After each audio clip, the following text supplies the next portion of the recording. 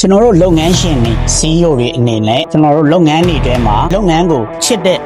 လုပ်ငန်းရှင် CEO လားလုပ်ငန်းကိုနှစ်နေတဲ့လုပ်ငန်းရှင်လားဆိုတာကျွန်တော်တို့ဒီချက်တွေနဲ့ပြန်ပိုင်းခြားသုံးသပ်နိုင်ပါတယ်အားလုံးပဲမင်္ဂလာပါကျွန်တော်က Magazine Founder and CEO ကိုစောစောဖြစ်ပါတယ်ကျွန်တော်တို့လုပ်ငန်းတွေမှာလုပ်ငန်းကိုနှစ်နေတဲ့လုပ်ငန်းရှင် CEO တွေရှိပါတယ်ဒါတွေကတော့ဘယ်လိုမျိုးလဲဆိုရင်ဝန်ထမ်းတွေကိုချစ်မှမနစ်နေမှမနစ်အောင်လုပ်နေမှလုပ်ငန်းကိုမနစ်အောင်လုပ်ခြင်းဖြစ်တယ်။ဘာနဲ့လားတဲ့တူလဲဆိုရင်ကျွန်တော်တို့ဒီမြစ်တက်ကန်းကိုကူးတဲ့အချိန်မှာကျွန်တော်တို့လုပ်ငန်းရှင်တွေကတင်းမောနဲ့ကူးတယ်ဝန်ထမ်းတွေကိုကြတော့ကျွန်တော်တို့ကလက်ပစ်ကူးခိုင်းနေဆိုရင်ပေးနစ်နေရဆိုရင်လုပ်ငန်းနစ်နေရတဲ့အတူတူပါပဲကျွန်တော်တို့ရဲ့လုပ်ငန်းရှင်တွေနဲ့လုပ်ငန်းတွေနဲ့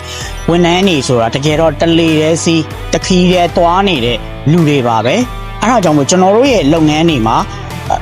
ဝန်ထမ်းတွေကိုနစ်အောင်လုပ်နေတယ်တိုးတက်အောင်မလုပ်ဘူးကျွန်တော်တင်းမောနဲ့သွားရင်တို့တင်းမောပေါ်မှာဒေထိုင်တက်အောင်တင်းမောရဲ့ဟိုမှာတက်တင်တက်တိုက်တဲ့အတီညံ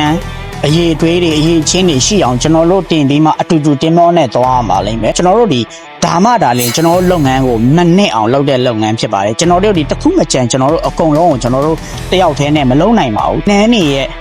စွမ်းအားအရင်မြစ်တွေညာနဲ့စွမ်းအားကာယစွမ်းအားတွေနဲ့ဒါလည်းကျွန်တော်တို့လုပ်ငန်းကိုတိုးတက်အောင်လုပ်နိုင်ပါပါဒါကြောင့်မို့သူတို့ကမှခြေထဲမှာလက်ပြည့်ကူးနေရတယ်သူတို့ကနစ်နေမှာတော့လုပ်ငန်းကမြုပ်ယုံပဲရှိပါလိမ့်မယ်ဒါကြောင့်မိတ်ဆွေရဲ့လုပ်ငန်းကိုချစ်နေတဲ့လုပ်ငန်းရှင် CEO လားမိတ်ဆွေရဲ့လုပ်ငန်းကိုနှစ်အောင်လုပ်နေတဲ့လုပ်ငန်းရှင် CEO လားဆိုတာကိုကျန်တဲ့သုံးသပ်ဖို့လိုပါတယ်။ကျွန်တော်ရဲ့ဒီအကြောင်းအရာတွေတွေကနေပြီးတော့မိတ်ဆွေတွေအကျိုးရှိသောအချက်တစ်ချက်ကိုကျွန်တော် comment အောက်မှာ share ခဲ့လို့ရရင် share ခဲ့ပေးမိချင်ပါတယ်။အဆုံးထိကြည့်ရှုပေးတဲ့အားလုံးကျေးဇူးတင်ပါတယ်။တာယာပျော်ရွှင်သောနေ့လေးဖြစ်ပါစေ။